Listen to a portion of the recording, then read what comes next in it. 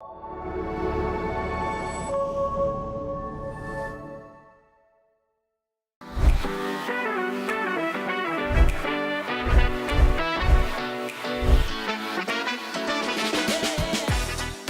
I am thrilled to welcome Austin Lutz, a talented director, cinematographer, and writer from Ponoka, Alberta.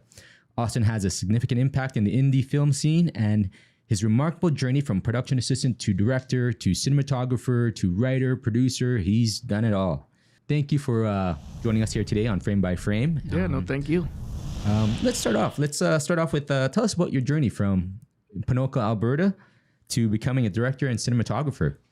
Yeah, it starts at in high school.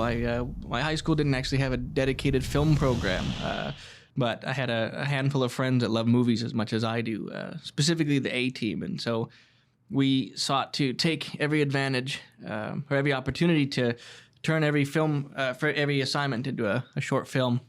In high school, it got to a point that the teachers just came to expect it. I remember one time we were assigned an essay, and I wasn't even handed the paper. He just said, "What are you guys shooting?" And I said, I don't know yet. But yeah, that's what we're doing. And then, you know what? I think from there, that passion continued to grow. I remember, being out in the bushes behind our high school, shooting a scene with a couple of extras who volunteered to be in it for free. And that feeling in the chest is, you say, this is exactly where I want to be in this position. But how do you get here? How do you, what's the next step? So obviously, the logical next step was that we wrote a feature-length movie and attempted to get it produced via Kickstarter. And when that got zero funding, actually, I think my grandmother gave us $10. We thought, well, we're going to produce this whole thing ourselves. I bought a $200 DSLR. We spent like a weekend shooting on nothing, and then again and again. My pal of mine, we found out that Edmonton Expo will give anybody with a pulse a panel for free. It won't cost you anything, and you get free passes. You go to the whole show for the weekend. And so we signed up. We said, we are the directors behind this great movie, The Womanizers, and meet the cast, meet the crew, check out some props that actually got confiscated at the door because they're guns. Well, they're not real guns, but yeah. And, we walked into this room, and it was empty. Nobody was in it, except this comedian, very famous in Edmonton, Nick McQuick, and he just roasted us the whole time. We just sat there, and he was roasting us about, I remember him saying, this has been a panel, just roasting the crap out of us. And then, when I left, I was like, man, that guy's kind of a jerk, And then after Calgary, we went to Calgary Expo and returned to Edmonton Expo.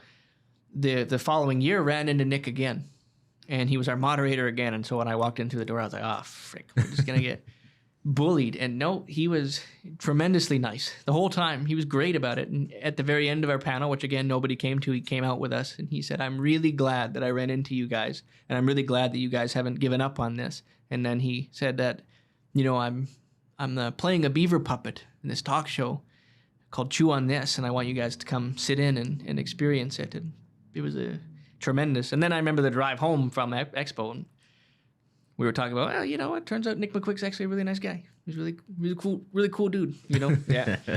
Yeah.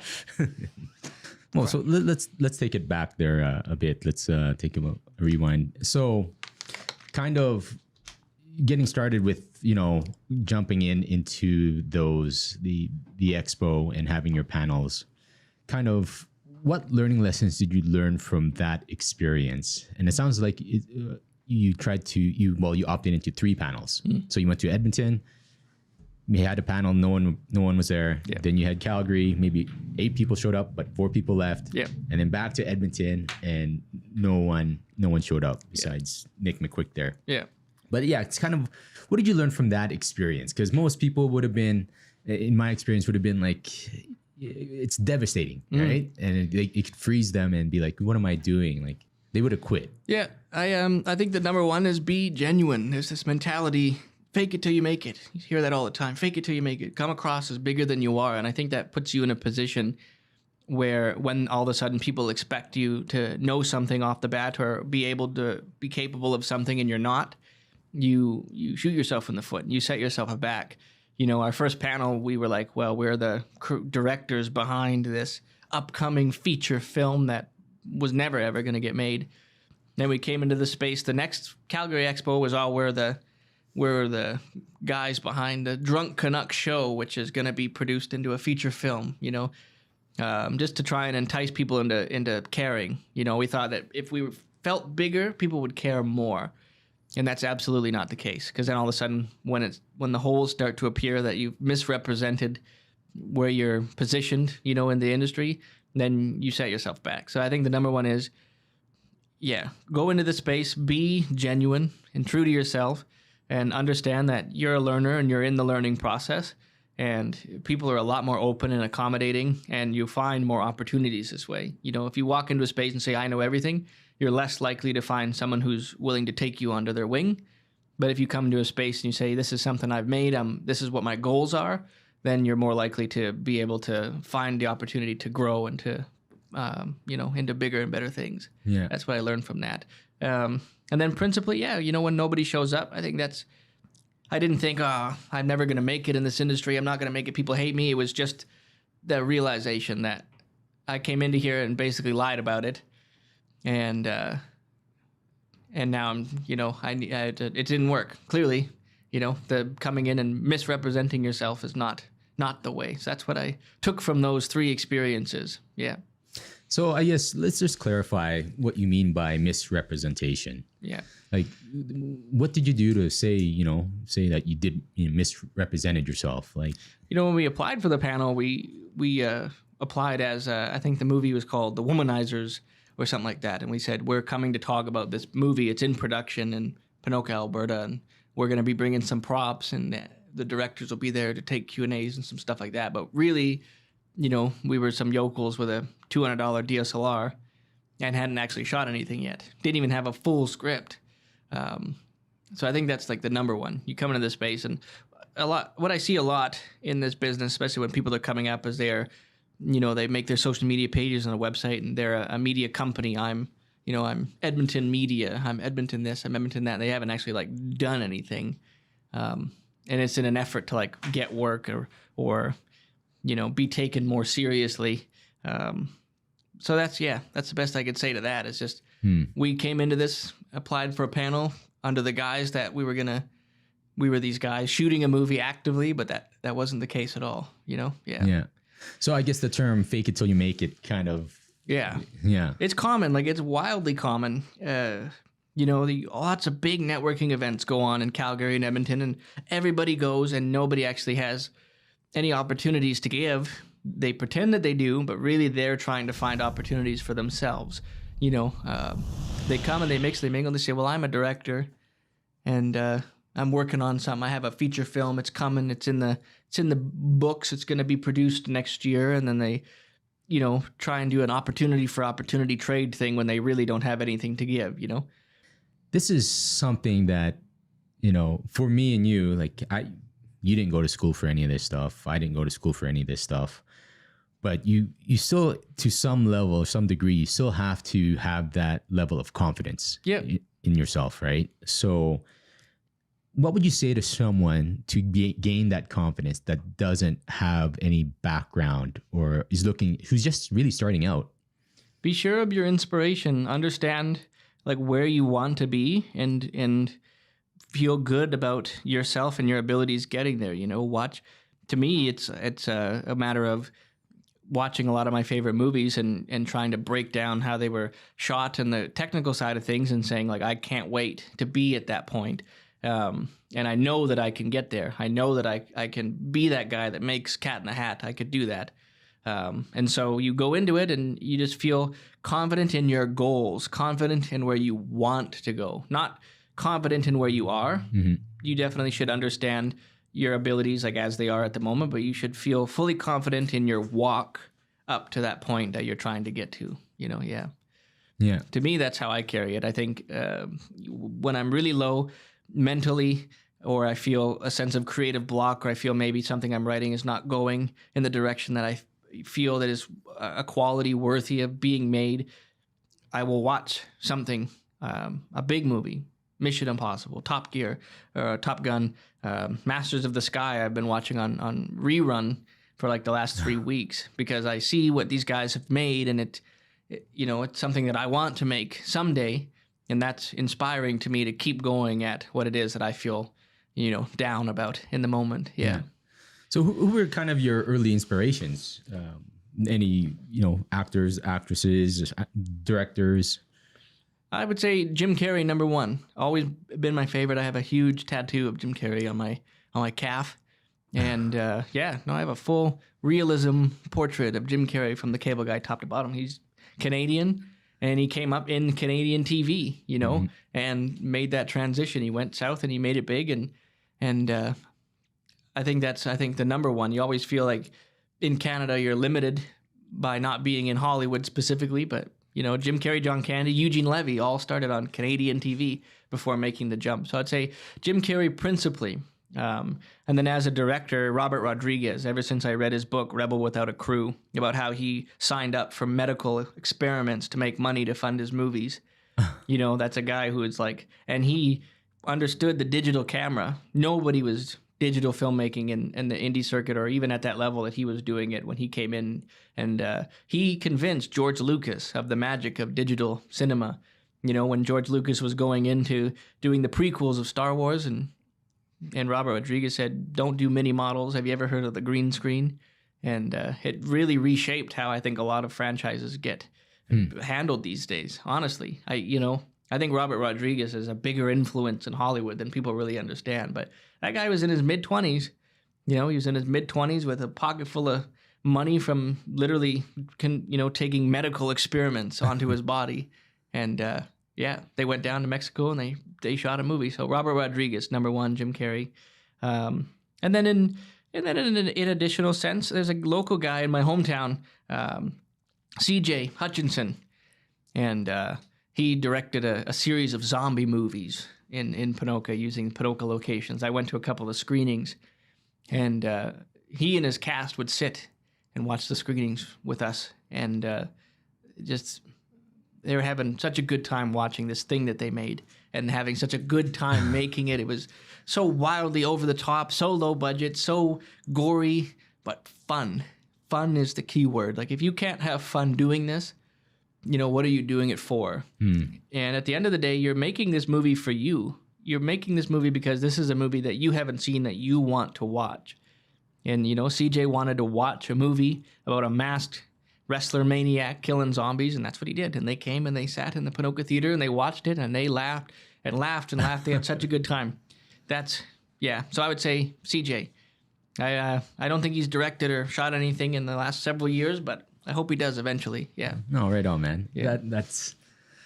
That sounds like a great environment or a great atmosphere to be part of, especially Yeah. when you're creating something for fun. Yeah. and everyone's having a good time. It is, and his most recent showing, Bikini Babe versus the Zombies, I think it was called. I was supposed to attend with a friend of mine, and before I was supposed to meet him there, he got in a big fight with his girlfriend, and he didn't show up. So it was just me by myself. But still, they collected the room almost in a way of the us stragglers that did show up. Yeah. And it became just like a big riotous fun thing. And at one point the editing screwed up and he ran up to the editing booth and did a bunch of editing on his laptop and then re-exported the movie and then started screening it again. So just also to be privy to the creative process that even though, it never ends, the movie's never finished. You just decide when you're done. And we were at the screening and he was editing it. So yeah. That's amazing. So when it comes to indie filmmaking, and especially, you're starting up, trying to get your experience, rise through the ranks, collaboration, the term collaboration is pretty key. What are your thoughts on collaboration and how do you make collaboration successful? What is a successful collaboration in your eyes? And how do you find the right people? The right people is you have to meet. The first step is to meet the right people is to meet the wrong people. To understand who's always going to be working against you or is working for themselves. You make as many relationships as you can. And out of 10, you'll probably find one that's worth keeping and it's worth working with. Yeah. To that end, you have to be able to make those relationships. So always putting yourself in positions to meet people and always not being afraid to start the conversation. I had a really good cinematographer connection of mine, friend. We've done several great things together. I met him through a 48-hour short film contest. And it's just because I reached out to his group of people because I really they seemed like a lot of fun. And I reached out to them and I pitched them on a short film. And out of the 5 people of his group, 4 of them said, no, we don't want to do this. Sounds lame. This sounds stupid. But I had this one guy on the end. He said, no, that sounds good to me. And so, that's you foster that relationship. I think the key to finding a good collaboration is to be a good collaborator. I think, a lot, I run into this quite a bit, but people that are seeking people who can help them out, but, trying to just be helped rather than help. Lots of people say, I want to shoot this short film. I have this idea. I need a cameraman, and he needs all of his own gear. Excellent. What are you bringing to the table? Yeah. Are you, what are you supplying to that? So number one is to be a good collaborator. Be the guy that wants to be the most helpful, and the other collaborators will come. You'll attract, you'll attract what you allow in more than anything. I think it's just, be the guy that's always ready to get down and gritty and work for free for a bit and do the hard jobs, and all the other people that have that same work ethic and mentality, they'll stick with you, and those who don't won't. Yeah. And you're probably the same as me. I'm part of a lot of Facebook groups, and and in these groups, I guess I do notice what you exactly just said. There's a lot of people asking but not giving. Yeah. And then the way they ask is almost, it's like it's not complete or it's not genuine. Yeah. And I think that's a really good, excellent point that you brought up. Is in order to have good collaborators, you have to be a good collaborator yourself. So yeah. That's certainly my number one. Be the guy that people, can't wait to work with, and then the good people that you can't wait to work with will come. Yeah. Okay. So I've heard that, when you're inspired, you could write 40 script pages in one sitting. And so my question to you is, can you describe your screenwriting process, and how do you stay creative that entire time and productive? Yeah. Yeah.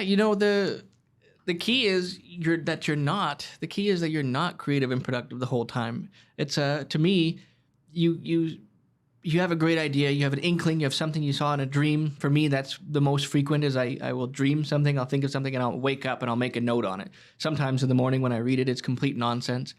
Sometimes I say, okay, that's just something, and you just start to write. Sometimes it's not at the beginning. Sometimes it's closer to the end. Sometimes it's in the middle. Sometimes it's just a scene. And, there's really no formula to it. You sit and you just start typing, and it just starts to kind of come. You become an observer. You put your characters in this room. I'm in a cafe, and I have these 2 characters, and they're sitting at a table, and I'm sitting at another table. And how are these people talking, right? And they have their own mannerisms. They have their own unique thoughts, their own, twitches and fidgets and stims and things like that, and you just watch what they do, and you just write it, and you just write it, and you just write it, and you just write it, and you ramble. And then you get to 40 pages, 20 pages, however many, and then you sleep on it. And the next day when I wake up, usually 10 to 20 pages will get deleted. I'll read it, and I'll go, this sucks, and this will gone. Yeah. But I now, having read what I wrote, I understand that I was on the right path. I just wasn't on the trail, so to speak. I was walking slightly to the left or slightly to the right. And so you write it again. You start at the bottom and you write it down again. And then you add on to that. You add 10 pages to what you just wrote. And then you go to bed. And the next day you wake up and you realize, oh, frick. Yeah, how did I write this? This is terrible. This is cringy. I've had, even sometimes sooner than that, I've written something, gone to bed, laid there for 4 hours, and then you go, I got to get up. And I get up and I'll go change this. Otherwise, I won't be able to sleep on it. It's not always creative, and it's not always productive. Sometimes it's total crap. Sometimes I know that it's not something that I feel works for the scene, but I need to advance myself to a point where I feel that I know I have something that will work. See, if I'm connecting index cards, like I might have 2 scenes that are separated by another scene, and these 2 scenes, on either side of the middle index card, they're correct. I know what I want. The other scene, I don't. And so I just write that bridge scene to get me to the next scene. And then I write what I know and what feels good, and then in the context of, okay, now I know where I am, I can go back to that bridge that I wrote and fix it.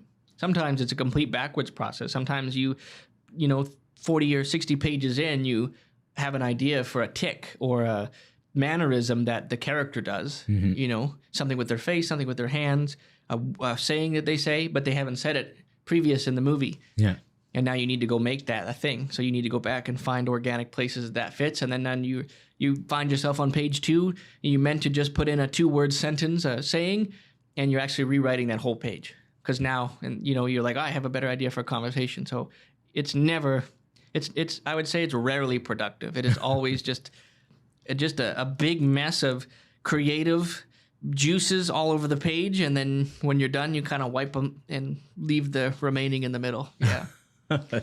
And it also sometimes helps to just talk to yourself, to take yourself out and be the performer. Sometimes I'll just record on my phone the dialogue, and I'll just talk to myself like a weird crazy man in the middle of the night, because I write very late, usually from 10 p.m. till 2 or 3 in the morning. And so I'll just sit there in the dark and I'll read the lines, and then listen to them back and say, that sounds like something this person would say, or this sounds really cringy. I can't believe that. Ugh, I think it also really helps you. My last one is just open yourself up to writing on other stuff at the same time. So if you're writing on a particular script, maybe take a 2 or 3 day break and write on something else, on one of your other ideas. Some people worry it'll take them out of the first script, but I think what it helps you to do is understand which idea you're more passionate about, and then it might also help you put your first script in context, to your general visions for the future. Yeah. Huh.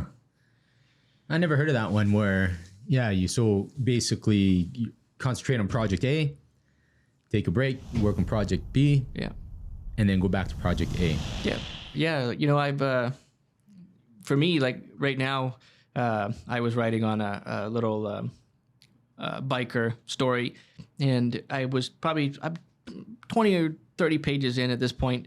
Haven't really looked at it for the last month because I had this inkling of another idea related to pilots in the Second World War, and I started writing on that. Yeah.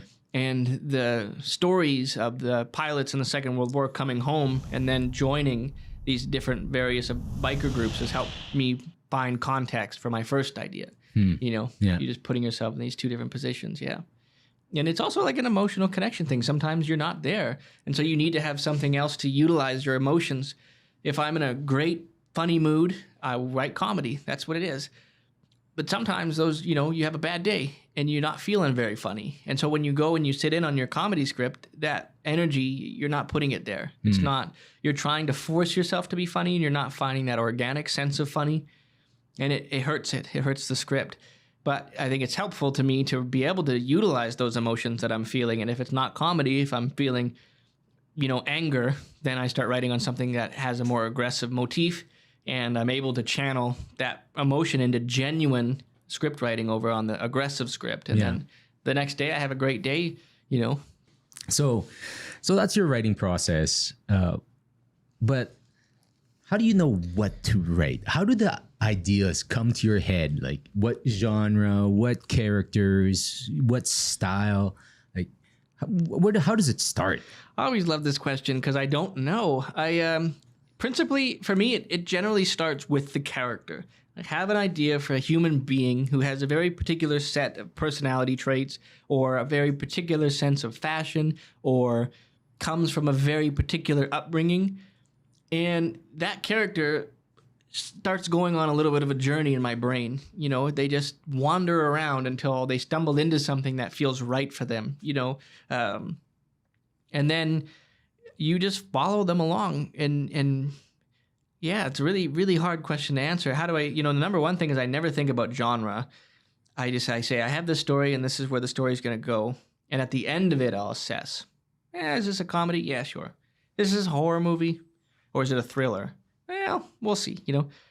It starts principally with the character. I'm very human-minded, and sometimes it also starts with you see a person in real life who just catches your eye. I used to live in Spruce Grove, Alberta, and this guy, Dancing Dan, used to up and down the street in front of my apartment on the way home from work all the time, have his headphones on. He was just having a great time dancing. Didn't care who was watching or when, or, rain, snow, shine, he was out there. And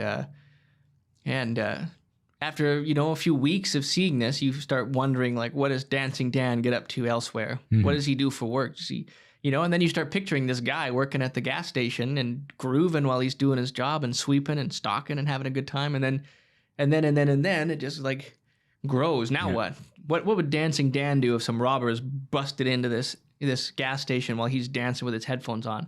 And then you just follow that story, and then it turns into something eventually. Yeah. Oh, good. So you've been part of several productions and indie films. You know, are you able to kind of break down what were the most memorable ones and what your learning lessons or experiences were? Yeah, I would say, you know, I'll start with what I consider my first real project outside of my documentary was a movie called Guitar Lessons, starring Corb Lund. And, you know, this is a classic example of open yourself to opportunity and be ready to take on anything and be the guy that people want to work with. Because the post was very honest. It said, you know, we're shooting this movie. It's going to be 4 weeks. It's going to be very intense. It's low budget. The hotel sucks. And you're not going to get paid very much. But who wants to make this movie? I put out my hand. Yep, that's me. It's got Corb Lund in it. I'm a big country music fan. Absolutely. I don't care if we're living in a hovel. I will come work on this. And you know what? Yeah, 2 weeks later, this was a post on Facebook. I applied, and 2 weeks later, one phone call, I was on my way to High Level, Alberta, 8 hours away, to shoot this movie. And so, yeah, my number one is open yourself up. Understand, take it on. If it sucks, if it's low budget, if it feels like you're not going to get fed, take it on. Jump into it. Just, you know, it might not turn into something, but it might turn into everything. It might be a great opportunity. It might blow up. It might, but more than anything, you might make meet great people who, you know, you can work on with other stuff. I think the second lesson was days are long. You know, as a heavy duty mechanic, I used to, you know, especially during harvest time, I thought I was used to long days, 14, 16, 17 hours here and there. And then we got into these movies. And this one and similar low budget productions that I've done, you have a very limited window. Be ready to be up at 4 a.m. and be done at 10 or 11 p.m. And especially if you're camera, you know, oftentimes sound or, you know, craft services and hair and wardrobe, they'll get breaks. You know, like we had a few instances where we were like, well, we're going to shoot from 4 a.m. till noon, and then everybody's going to have a nap. And because we have to shoot this night scene later. And then, you know, at noon, director said, camera, I need you to go out and shoot all this B-roll and establishing shots and blah, blah, blah. So we went and we shot from 12 till 6 p.m. And then everybody else woke up from their naps and they came out ready to shoot in this bank. And then we were there for another 4 hours in this bank. And then that night I got a phone call, 1 a.m, and he said, the northern lights are out. They're beautiful. You have to go get it. And so we did. We jumped out. We saddled up. I didn't even put on pants. I just went outside, had my PJs on. We went and found the northern lights, probably 45 minutes north. Filmed them, and it didn't even make the final cut. So be prepared and find things to keep yourself going, you know, I think is the number one. Understand that sometimes exhaustion will push passion to the side a little bit, but if you always remember what it is that you're doing and you know, gleaning energy from it, you'll be okay, I think is the number one. I remember we had a pretty bad week on the movie. In terms of production, a lot of things had gone wrong. Had some last minute recastings, you know, and people were pretty tired. And we shot this scene on the river at Fort Vermilion, and the sky was pink. It was perfect. The water was as smooth as glass, and it was invigorating in every sense of the word. It was exactly what we came here to shoot. Despite everything of the week before, you just being in the boat and shooting what was actually the ending scene of the movie on the water with that pink sky was like a huge shot of fire, like an adrenaline shot straight to the heart, you know? Yeah. And the next few weeks after that went unbelievably smoothly, at least for me. You know, I can't say for anybody else, but for me, it went beautifully. I loved every minute of it, you know? Yeah. And then, you know, in similar fashion, that movie granted me access to some other low budget movies that, you know, just be prepared to do it. The weather's cold. Be prepared to put your camera cards in your armpits to get through it. Be prepared for the sound guy to forget his audio cards for his recorder. Like, just bear with it. Like, it'll all come, I think is the number one lesson is you stick with it. It'll come. Yeah. So that one moment, you know, everything can go all crap, and then it's just that one scene that just makes it all worth it. Yeah, yeah, and I've had a couple other very similar productions. One I shot in Fox Lake. Very little notice. I came up. It was again very, very late. We had 3 dudes sleeping in one holiday trailer. No running water, no showers, no nothing. It's a pretty remote area, and the first week was like, what the heck are we doing here? We had already lost the sound guy because he had gotten a massive bug bite and had a huge reaction, and what the heck are we doing here? Feral dogs, lots of feral dogs. I just kept a hunting knife on me at all times, and then we went out one night, 3 a.m., to shoot a scene where I was going to get run down with a pair of Jeeps, and the Northern Lights were out. And and you can hear them. Yeah. They're loud. They buzz, and you can feel it. You can feel it in your hair and your everything. And then you go, okay, now I know why I'm out here, right? Yeah. Forgive the turkey-sized mosquitoes and whatnot, and you say, okay, this is what this was for. Yeah. And just out of curiosity, so the Northern Lights actually make a sound? Oh yeah, yeah. If you're close enough to them, if they're overhead, they're noisy. They make noise. And you can feel it. You can really feel it like throughout the whole body. It's fascinating, Yeah. Yeah. Oftentimes we'll get Northern Lights around here, like sometimes, not super often, but if you're up north, you're almost to the Northwest Territories up there. It's really cathartic. Yeah. I think Edmonton or Alberta is known for its Northern Lights around the world, and that's pretty cool. And I've seen some just amazing photos. Yeah. Never really experienced them firsthand, like the crazy ones you see in images. Yeah. I've seen some that are kind of faint, but it'd be awesome to see some that are just dancing in the sky, Yeah, and they're like eerie, and it's something I reflect on quite a bit because it was so foggy when we first got out there. It was miserable. My camera lens was just constantly wet. Yeah. And then all of a sudden it just felt like in an instant all that fog was gone, and there was the Northern Lights. Yeah. And suddenly the feral dogs and whatnot. You're like, oh well, it's whatever. It's whatever. We're making magic. Yeah. Yeah. So when you're on set, how do you balance as a cinematographer or your cinematographer hat, how do you balance the technical side of things with the creative side of things? And I ask that because, when you're on set, obviously, time is money, right? And so where do you draw that line, and how do you find that balance between technical and the creative side of things? Ultimately, they always say a movie is a director's vision. It's the director's job to put his vision down on paper, essentially, or on the screen. And as a cinematographer, your job is to get what the director says. But I find that the best dynamic is when the director trusts the cinematographer a little bit to do, the technical side of it, to try something new, to try something different, and then sometimes to ignore the technical side of it and do something completely different.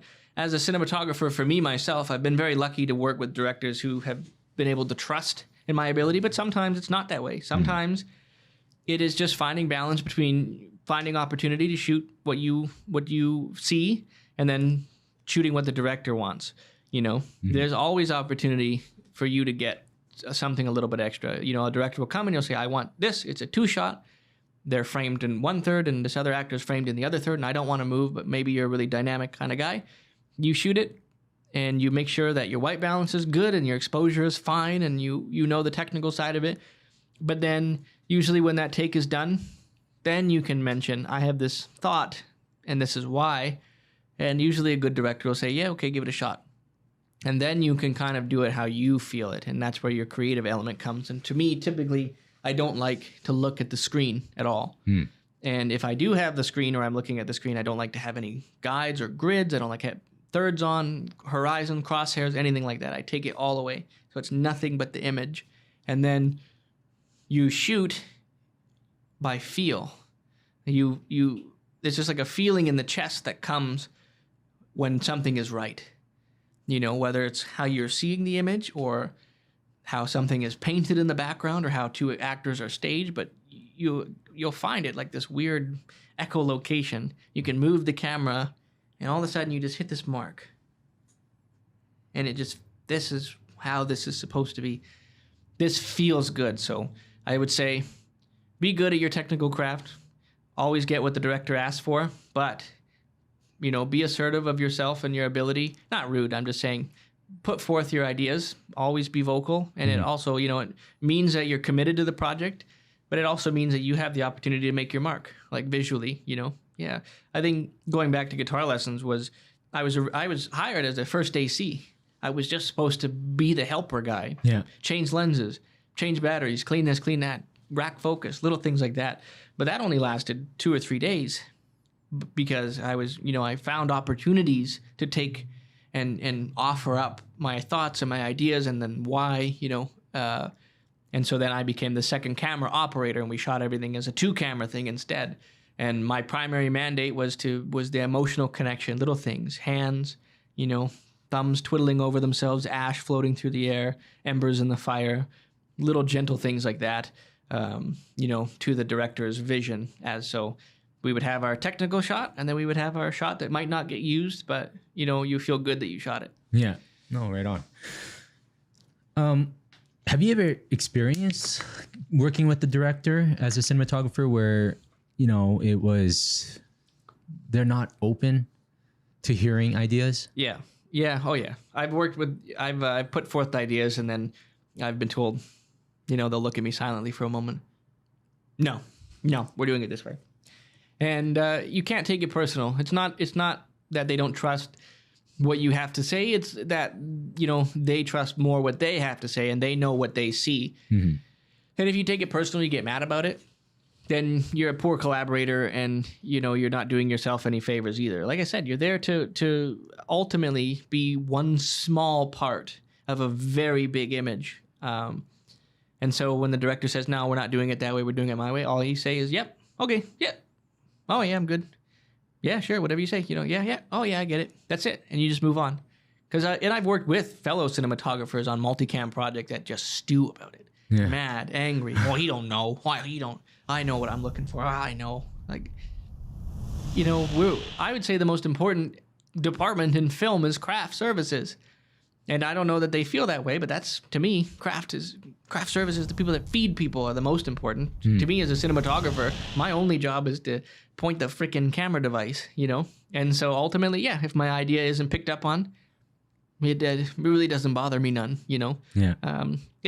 If, and this is rare though, but I have had a couple of times, I was doing a documentary, The Broken Atlas, and I was told, no, we're going to shoot this subject this way. And yeah, cool. And when we were done shooting, I took the camera and I shot what I wanted to get. And at the end of the day, we were reviewing footage, and the director, when did we shoot this? Oh, I just shot it at the very end when we were cleaning out. Oh, I like that. So maybe you can sneak in. Sometimes, like, and I've done it for B-roll. I've taken camera on break, and I've gone back into a location sneakily and just shot little things, cash register, you know, items on shelves, little things like that, and just collect little things. And then, you know, I've got texted after Renee from the director. When did you shoot this? When did you have time to shoot this? Oh, that was when you guys went to pick up pizza. Oh, well, I like that. Okay. You know? Nice. No, right on. Yeah. Are you able to share any techniques or strategies when it comes to storytelling? Techniques and strategies, I don't even know if I have any. I think for me, technique is understanding that not everything has to be true to life. My strategy. My number one strategy for storytelling is understanding that not everything has to be true to life. Sometimes people react in a certain way in film that they wouldn't in real life. Conversation in film is never how conversation plays out in real life. What I call script writing is shower thoughts. You know, how you write a script is, let's say you're writing an argument. Yeah. That argument is being written from the point of view of a person who went home after an argument and thought of better things to say. Okay. Things that didn't come to them in that moment, and then they end up winning said argument, you know, and I think everybody's been there. So for storytelling technique, understand that you don't have to prove everything. You don't have to find justification for why the character did this or did that or went over here, fell down, or it's all about communicating a broader story. It's about communicating a sense of emotion and intelligence, within your characters. I would say that's your technique, is don't worry so much about what's happening in real life. Nobody goes to the theater to watch how they live. You know, any movie, Mission Impossible. You think that the CIA guys and other guys like that operate like Tom Cruise are jumping dirt bikes and parachuting down mountainsides and landing on trains and yeah. If we shot movies how we actually lived life, nobody would watch movies. Yeah, that's my number one. And then from a technical side, though, like technical technique, my biggest piece of advice is always make time to write, even if you don't feel it. Sit down and try and cross off 2 or 3 pages. Just do it. Just, you know, even if you are completely writer's blocked, sit down and say, I'm going to do 2 pages of what? But I'm going to do it. Sometimes, you know, it might not even be the characters that you have in this movie. It might just be 2 other characters from something else. Just make the time to sit and do it. What advice would you give to aspiring filmmakers who are trying to enter this industry? I would say the biggest piece of advice that I can offer is keep pushing and never take anything personally. It can be tough. People can be, you know, mean. You know, you try and just put your work out there for the first time. You share it on Reddit, and you just get savaged. I've been there, and it's disheartening. But at the end of the day, who cares? This is some weirdo on the internet. You know, if this is something that you believe in, like at the end of the day, who cares? Ultimately, if you ask for criticism, like if you say, please critique this, typically you'll get nicer criticism. You know, you'll say, hey, I'm just starting out. Here's my first film, and here's some problems I encountered. You'll typically get more constructive criticism. But number one is, understand that. I would say it's not a sour grapes thing, but I would say understand that going into this, you have to believe in yourself the most. Nobody else will believe in you to the extent that you believe in you. Even your most supportive family members, at the end of the day, are kind of privately hoping that you'll just go to college or, you know, stick with the day job, you know, and they won't tell you, and they'll say, you know, we're proud of you. And in the core, they are, you know, but there's always that little bit of, well, maybe you should just, you know, be safe, you know? Yeah. I would say keep pushing. Just forget what anybody else has to say. Just keep pushing. Yeah. Gotcha. Now, you believe in the no film school mantra. How has this philosophy influenced your approach to learning and growing in the industry? I think it's because in the film school, there's a very direct way that you're taught to do everything. Here is a textbook, or here's the guide, and this is how you're supposed to do it. And then you have, you know, 100 kids that come out of that film program doing everything the exact same way. But on the other hand, on the no film school side, you have 10 individuals who did everything themselves, learned everything themselves, watched different YouTube videos, practiced themselves, have very different techniques and styles for doing things, very different ways of finding emotion, very different ways of lighting a scene, you know, very different ways of camera movement. And they found that identity on their own. They found what they liked. They knew what they wanted to aspire to be. And that's how they're achieving it, rather than, you know, going through the school and being told how to do X, Y, and Z, and then going out into the world and doing it that way, you know? So I would say the other part of it is, you know, the no school mantra allows you to learn and grow with others, I think, in a much more laid-back environment. You're not restricted to classes. You're not restricted to just collaborating with your fellow students. You're able to work with other people on your own time, and things can take longer. You can spend more time on something. You can screw something up, and you can not worry about what your grade is going to be on this short film. If you screw it up, you can go reshoot it. Yeah. And nobody's going to tell you that was wrong. You know, you shot that wrong. You did that wrong. You know you did that wrong. That's why you're reshooting it, but nobody's going to grade you on it, you know? So I would say that's why I'm a big believer in the no film school mantra primarily. I wouldn't say film school is a bad thing. If you have the means and you go and you have a great time, you can make great connections. Yeah, absolutely. You know, on our side of it, it might be harder to make connections when you're not in film school, but I think that the connections that you do make will be very meaningful. But the most success that I have found in getting opportunities is by mentioning I have kids. Huh. Why is that? It's I had kids young. I had my son, Henry, when I was 21 years old. And that's really when bigger opportunities started to present themselves. Because I think people look at you like if you didn't have kids and you're 21, you're young and irresponsible, maybe is the general view. Then you mention, well, I have kids. It's almost like it ages you up. And it makes you seem more responsible, maybe. That's my perception of it. I have, some of the same opportunities that I missed out on prior to having Henry, even at the same age, all of a sudden were able to be obtained after I was able to say, I've got kids. Yeah, I got 2 kids at home. And so to these days, I'll always try and slip it in some way, and make it like very clear. And then I think people's trust in you increases. So interesting. If don't go out and have kids to get movie jobs, but I'm just saying it has helped like tremendously to try and establish that, yes, I am young, but I have the ability to be responsible. I mean, even me personally, if I ever get to a point where I can hire on people that aren't the same age as me, I would probably feel the same thing. You're 20. What experience do you have to this point? How do I know that you're responsible? Oh, you're 20, you have a kid, you have a baby, you love them. Instantly, I think there's a little bit of a different perception. It has helped. I shop them out all the time.